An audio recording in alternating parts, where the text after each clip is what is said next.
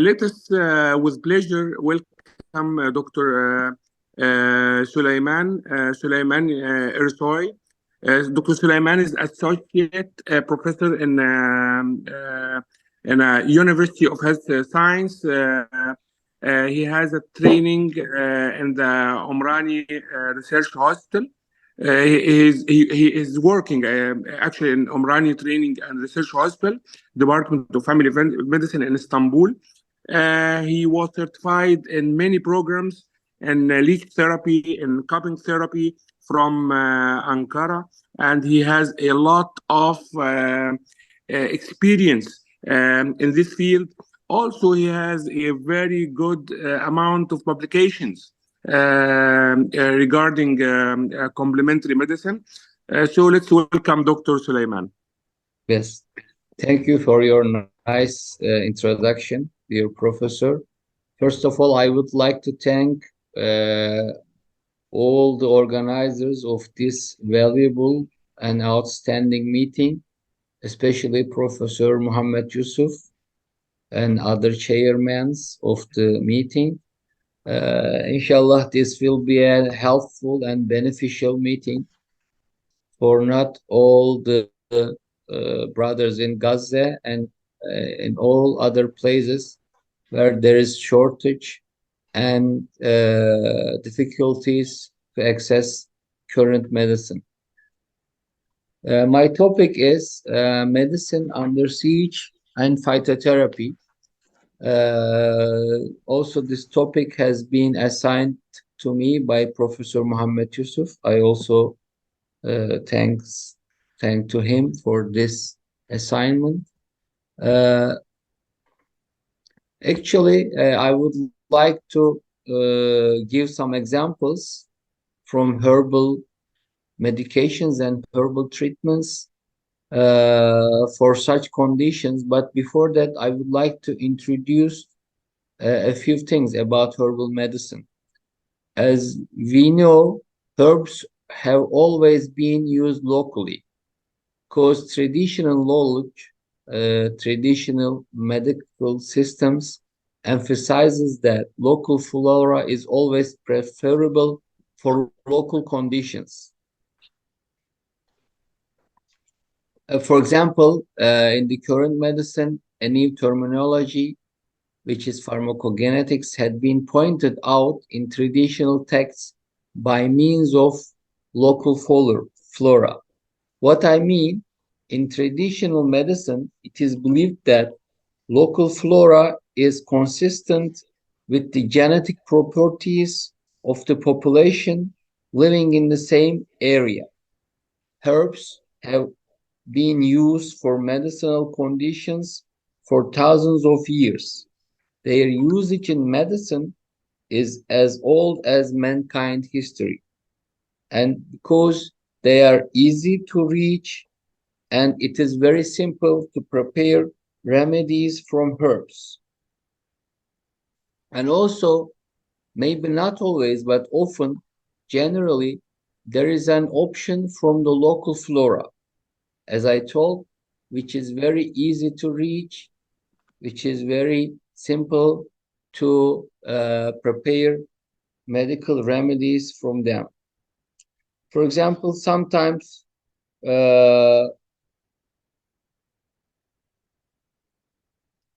you just boil it or infuse it to prepare those remedies, or with very basic equipments like distillation sets, you can obtain the essential oil from the herbs. All these properties make herbal medicine as one of the best alternatives for current medications when there's a shortage of them or when we cannot access them. Regarding the topic of this meeting, we can say that phytotherapy or herbal medicine is the main option for the maintenance of health facilities under such extraordinary conditions. For example, when you're under siege or during wartime, or when there is a shortage of medical facilities, or we cannot access them, you can just refer to the local herbs, which you can easily reach them because they are also living in the same area where we live.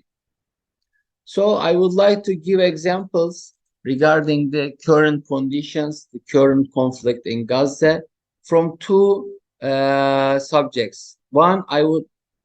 Number one, I would like to talk about the herbs, the herbal medications for anesthesia.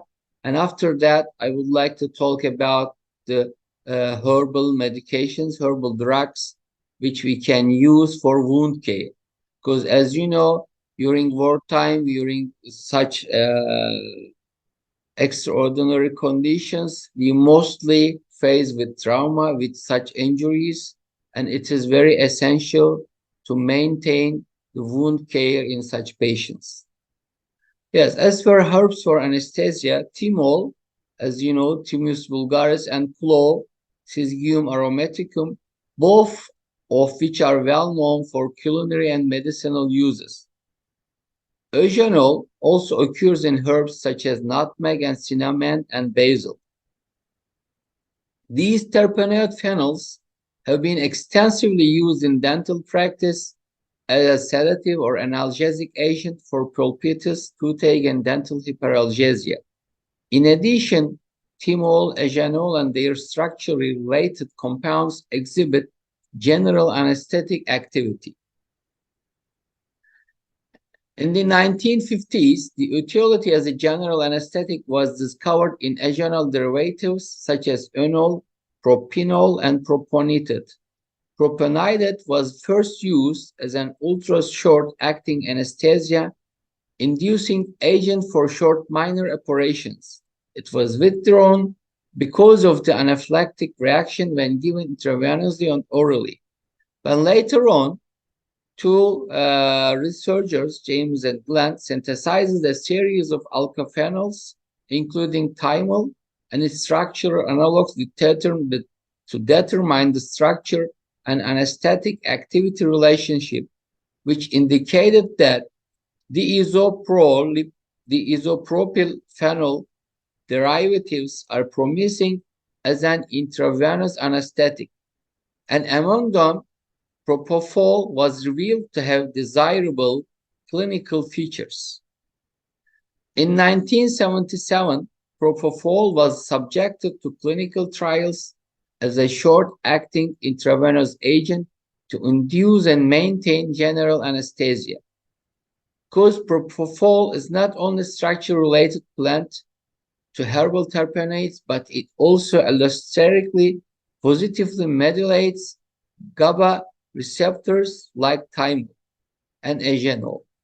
Propofol, thymol, and eugenol also interact mechanistically with lipid membranes to modify the psychochemical properties of biological and biomimetic membranes in a structure-dependent manner.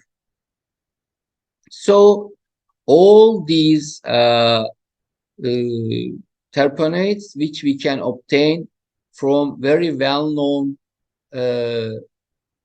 herbs, can be used as general anesthetic agents. And also, we have many herbs for local anesthetic activity. Among them, chewing pepper beetle leaves, called beetle in southern India and Malaysia, is known to numb the mouth and dull the taste. A researcher named Krishna Kumar investigated the local anesthetic activity of this plant by an intradermal wheel assay using geniopics and corneal reflex test using rabbits. The plain extracts from beetle leaves show both infiltration and surface anesthetic effect that were almost comparable to those of lidocaine. Another herbal remedy, which is known as Vitex doniana, growing in an African savanna, is used for treating chronic cutaneous wounds. Abdurrahman and his friends prepare aqueous extracts from its root bark by extraction method and examined their effects on the peripheral nervous system of rabbits by an intradermal wheel assay.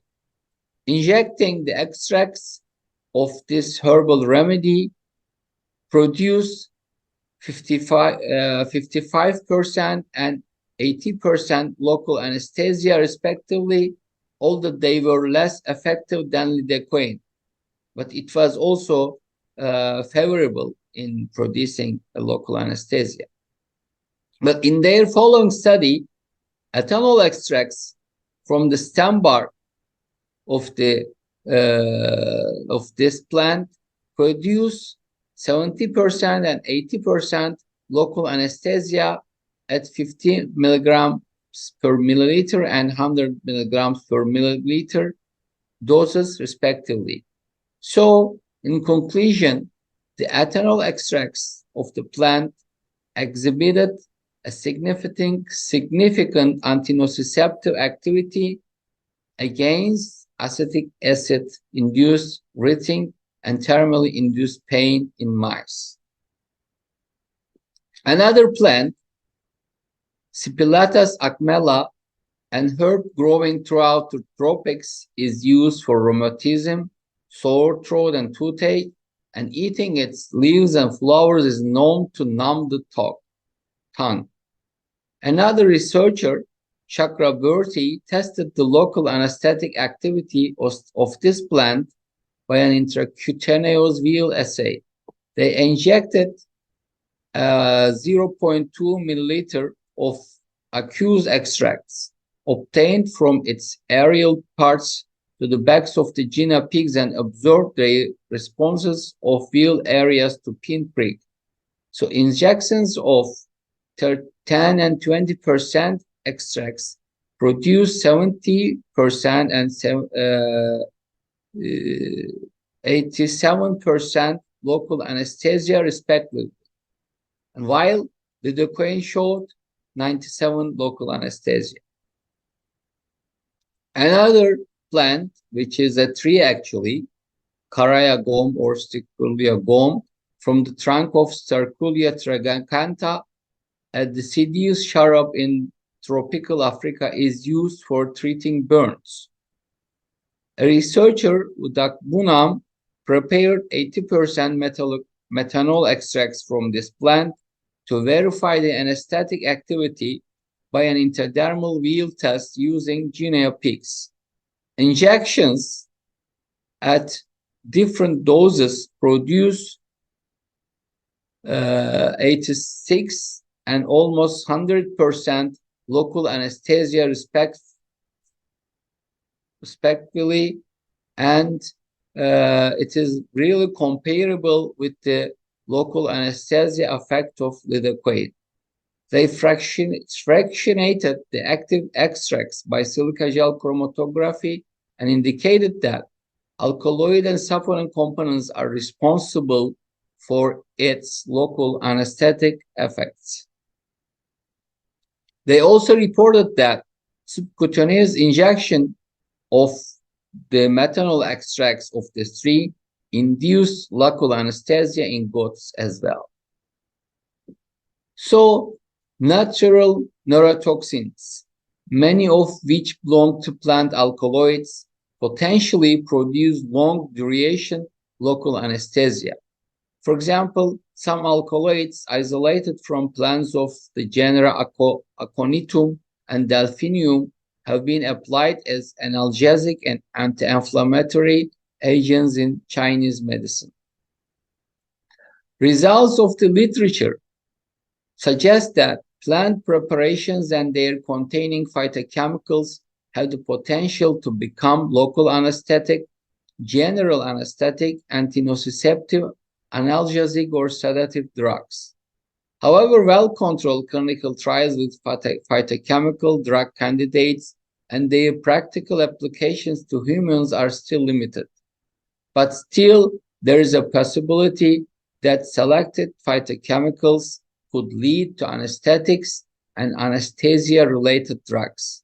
Terpenoids, alkaloids, and flavonoids are expected to become novel anesthetic agents of plant origin because they meet the mechanistic requirements to interact with receptors, channels, and membranes, and they have the characteristic molecular structures different from conventional drugs.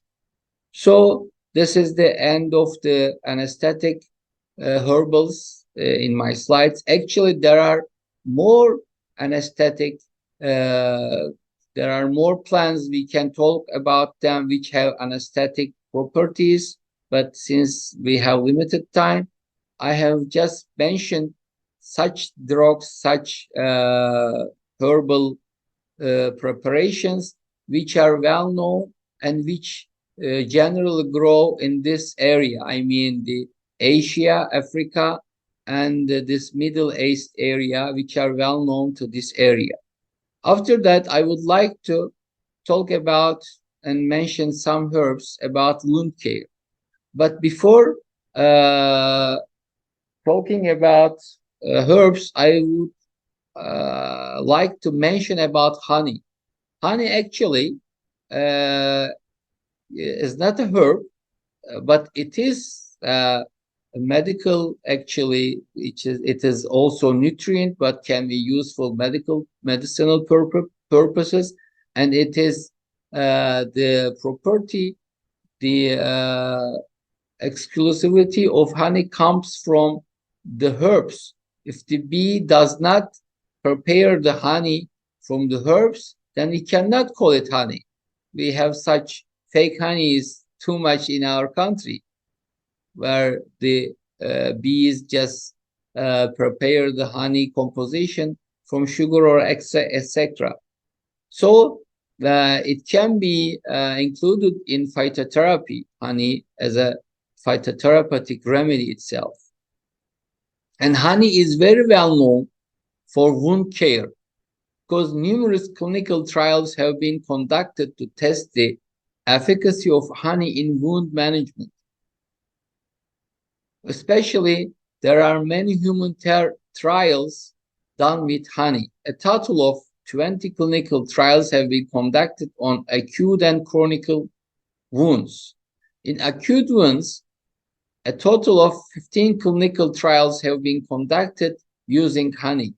Acute wounds can be subdivided into acute burn wounds and acute wounds not caused by burns. A total of 11 clinical trials have been conducted on acute burn wounds. For example, Subramaniam is one of them, conducted 2 trials where included more than 150 patients on superficial burn wounds. In both the trials, the control group used silver sulfosodiazine, and honey-treated wounds had better healing rates when compared to this common medical agent, sulfosodiazine. And another researcher, Gupta, conducted a trial on superficial and partial thickness burn wounds, comparing honey with the same agent. They also noted and concluded better healing rates with the honey group. And 6 trials where more than 1,600 patients were included. It was they were conducted on partial thickness burn wounds, and in all the 6 trials conducted in burn wounds, honey showed better healing properties. So honey, which also we can easily reach under local conditions, can be used for wound management, especially on acute wounds caused by burns or other traumatic causes, which we can commonly witness under such war conditions and under disaster and catastrophic conditions. So if you come to the herbs for wound care, I would like to start with aloe vera, because aloe vera is a very famous plant, especially grown in this area. It's a cactus-like plant which readily grows in hot, arid conditions. Traditional use for wounds have been noted and is well known in 3 continents, including Asia, Africa, and America. Aloe vera, whose history dates back to ancient Egypt, is known to be applied to wounds for more than 5,000 years and is still used today in burns, ulcers, and surgical wounds.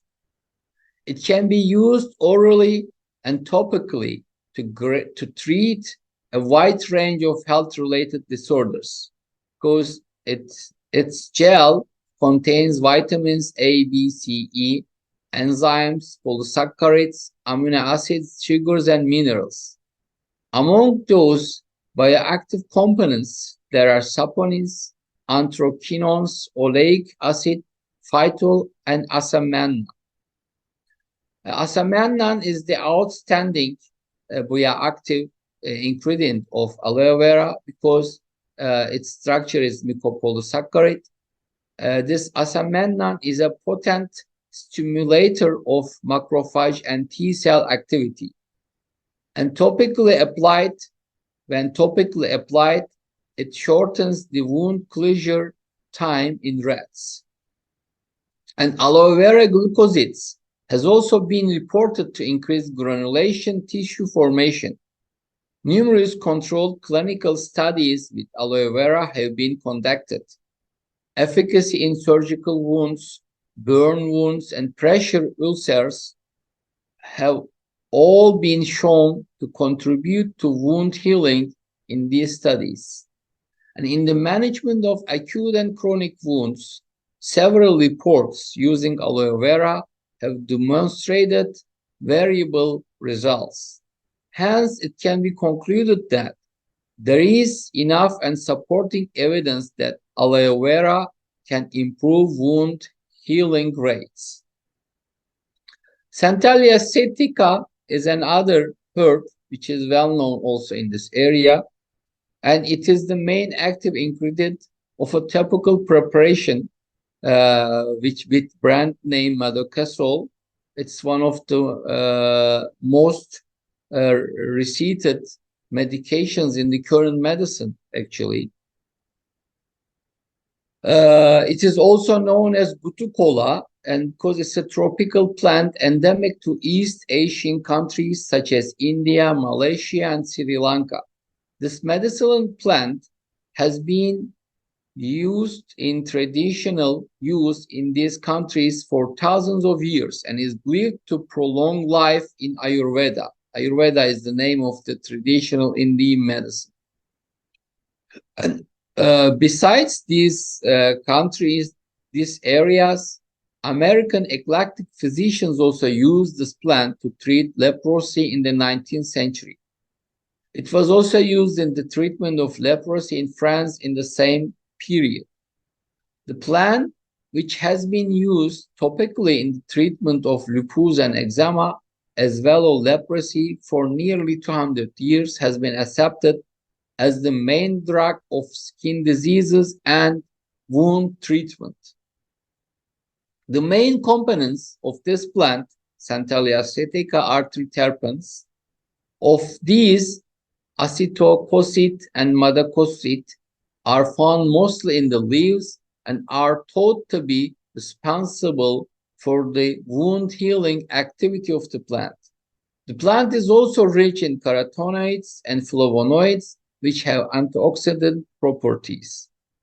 In many animal studies investigating its efficacy on wound treatment, it has been shown that bioactive components, especially madacocit, accelerate wound healing by increasing antioxidant activity and collagen synthesis and stimulating angiogenesis and increase epithelialization by stimulating dermal proliferations of fibroblasts. In a randomized controlled clinical trial with Santalia acetica extract, 200 patients were included in the study. They all had diabetic ulcers, and wound closure was better than in the control group, but scar formation was suppressed. In a study in patients with scleroderma, topical use of the extract softened lesions, reduced hyperpigmentation, and regressed wounds on fingers and toes in the study. Other than Santalia acetica, Calendula officinalis, this is a plant which is widely and generally grown in Europe and in Asia, and this is a very well-known plant, for example, in our country, Turkey. In India, the ointment made from its flowers is used in wound treatment, and the leaves are used in varicose veins. Today, it's one of the phytopharmaceuticals used topically in skin diseases. It contains terpenoids, flavonoids, coumarins, carotenoids, and essential oil. The 3-terpene esters it contains have been shown to increase the proliferation and migration of fibroblasts, which have an important role in wound granulation and reepithelialization. In animal studies, its efficacy has been shown especially in burns and acute wounds. Histological examinations in these studies revealed that the plant increased angiogenesis, intensified collagen formation, and reduced inflammation. Clinical studies with this plant have evaluated its efficacy on acute and chronic wounds.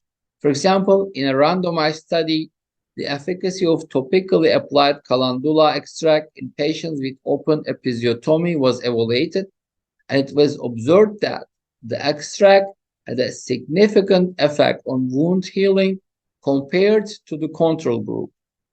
Less edema, less ecchymosis, and redness developed around the wound in the intervention group. And in a study on chronic wounds, Bozzi and his friends applied ointment containing calendula extract to a group of patients with ulcers due to venous insufficiency, and topical collagenases and antibiotics to the control group. At the end of 30 weeks of follow-up, they reported that epithelialization developed better, the weekly wound shrinkage rate was higher, and wound closure was faster in the group using the extract of calendula. There is current evidence supporting the use of calendula extract in wound care, especially the secondary metabolites contained in the flower of the plant have been shown to support wound healing in these clinical studies. And I would like to talk about Hypericum perforatum, which is very well known in my country and in this area, especially in Asia, in Mediterranean area. Hypericum perforatum is one of the most widely used herbal medicine all over the world because it's known, especially known for its antidepressant activity. But in my country, in Turkey, St. John's, this is the name of this plant is St. John's wort in English. These two plants, St. John's wort and Momordiga carantia, are mostly used in wound treatment. Traditionally, macerations prepared by soaking these plants in olive oil are used for this purpose. For example, for the Hypericum perforatum St. John's wort, the formula is as follows: 100 grams of fresh or dried flowers of Hypericum are placed in 250 grams or milliliters of olive oil and left in the sun for 15 days, shaking occasionally, then filtered and used topically. Its use is known for diabetic wounds, ulcers, hemorrhoids, and burn wounds shown in many clinical trials. Hypericum's contribution to wound healing is thought to be due to its anti-inflammatory and antimicrobial activities, as well as stimulating fibroblast motility, increasing collagen production, epithelialization, and granulocyte formation, and triggering keratinocyte differentiation. It has been revealed that the effect of the plant on the wound is due to flavonoids such as rutin, epicatechin, hyperoside, and the main active ingredient of the plant, hypericin. In a clinical study investigating the effect of hypericum prepared in olive oil on burn wounds, it was observed that first-degree burns healed in 48 hours, and the second and third-degree burns healed 3 times faster compared to conventional methods. And in another randomized control study investigating the effect of oily ointment prepared from the plant on cesarean incisions, it was reported that the wounds healed faster and accompanying symptoms such as pain and itching were less common in the group using extract. There are also studies reporting positive effects on pressure ulcers. So, as a result, this famous plant, which has been traditionally used not only in our country, on most of the countries in this region, especially in Mediterranean region, is one of the outstanding herbs which is used for wound care, especially burn wounds. The other plant which has been prepared in the same way by maceration of the plant in olive oil is Momordica carantia. Its homeland is India, but it grows in tropical Asia and Africa, and it's also very popular in this region. Studies with Momordica carantia have shown that it is anti-diabetic, antibacterial, antiviral, anti-tumor, immunomodulatory, antioxidant, anti-helminthing, anti-mutagenic, anti-ulcer, anti-lipolytic, hepatoprotective, anti-cancer, and anti-inflammatory activities. As you can see, it's a very potent drug. It's a very potent herbal remedy. But in addition to all these known properties, Momordica is one of the medicinal plants traditionally used in wound treatment in our country. For this purpose, the ripe fruits of the plants are placed in a bottle containing olive oil and left in the sun for 15 days, minimum time for the preparation of the maceration. Then it is crushed together with the oil it contains and applied externally, topically on the wound. Internally, the form soaked in honey is used against stomach and intestinal ulcers as well. In an animal study, Momordica prepared in the traditional way was shown to increase epithelialization, vascularization, and granulation tissue formation, and to stimulate the proliferation of dermal fibroblasts and collagen synthesis. In a similar study, the effect of Momordica on incisional and excisional wound models created in rat buccal mucosa was investigated, and it was observed to be 45% therapeutic in incisional wounds and 90% therapeutic in excisional wounds. It has been stated that the wound healing activity of the plant is due to the carotenoids and phytosterols it contains. The effect of internal use of Momordica, which is another form of its traditional use in our country, on gastric ulcer was also investigated in animal studies, and it was reported that oily macerate was effective in different ulcer models studied. So also for wound care, there are many more herbal remedies, but of course we cannot mention all of them in this during this limited time. So I have also chosen the very famous and very well-known herbs and phytotherapeutics in this area, which we can easily grow in our gardens, or we can easily reach them simply by collecting from the nearest forest or from the nearest mountain where we live.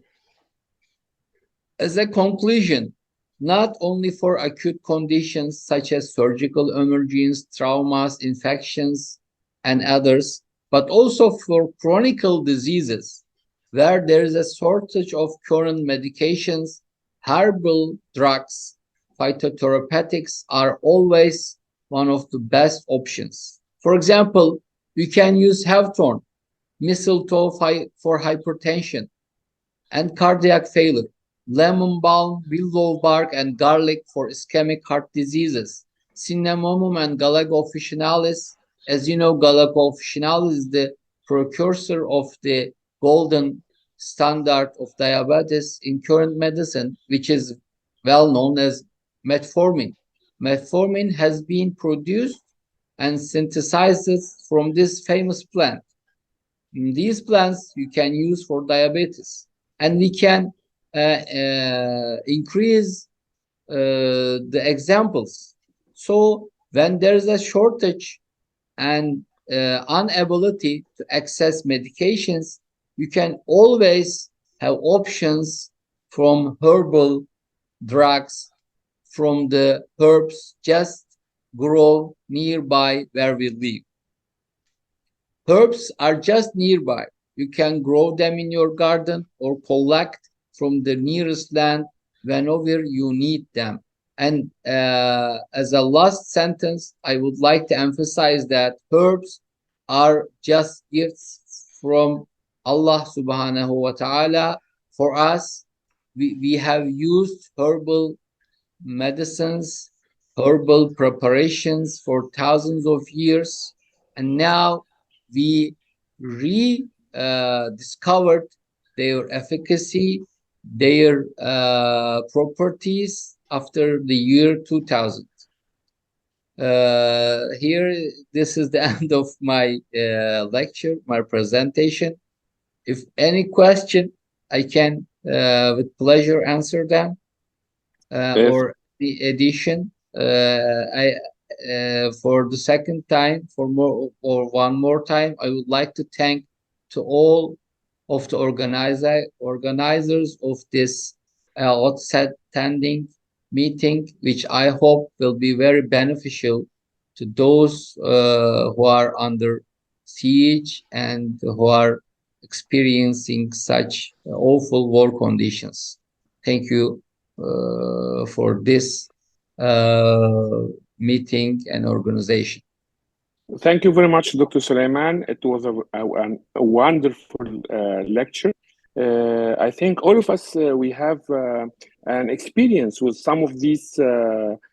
herbs, like clove and thyme. I think we all use it before for pain, toothache pain. Yes, Eugenol is very, very famous for this. Actually. Yeah. Even when I was in China, it's very hard to get drugs. And it's very easy to go to the pharmacy and to have herbal sachets. Yes. They prepare it very well, and it's very famous there. But I think we still in our countries we are we didn't use herbal preparations well. So I think it will start in our countries to Yes. make use of these herbs. Actually, this is our mistake, because China have never quitted using traditional medicine of theirs. But when we compare to China, actually our tradition is much stronger on using herbal remedies. Most of the herbal preparations, for example, their history date back to ancient Egypt. And in this area, in this Mediterranean, herbal flora is very strong. Many of the herbals are native, are endemic to this area. So our history is very strong.